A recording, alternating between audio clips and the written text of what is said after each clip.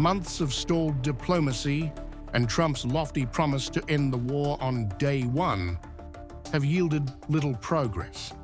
Now the US president appears to be stepping back from the very process he once claimed he could resolve swiftly. Following a 2-hour phone call with Russian President Vladimir Putin, Trump declared that the two nations would immediately begin ceasefire talks. Yet in the same breath, he signaled a startling retreat from his self-appointed role as peacemaker. I think something's going to happen. It's a got very big egos involved, I tell you. Big egos involved, but I think something's going to happen. And if it doesn't, I'd just back away and they're going to have to keep going. Again, this was a European situation. It should have remained a European situation.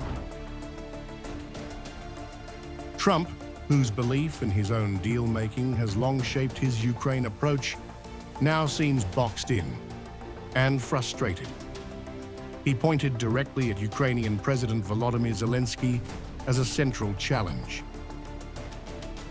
I think, look, he's a strong person. Zelensky is a strong guy, and he's not the easiest person to deal with. But I think that he wants to stop. He's, not. It's a very bad thing that's happening over there. I think he wants to stop.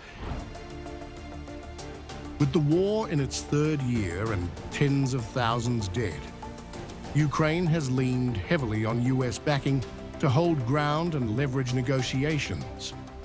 But Trump's tone suggests a clear desire to disengage. This is not the war. I mean, we got ourselves entangled in something that we shouldn't have been involved in. It's a real mess. It's a death trap. So I think that, yeah, I would say I do have a certain line.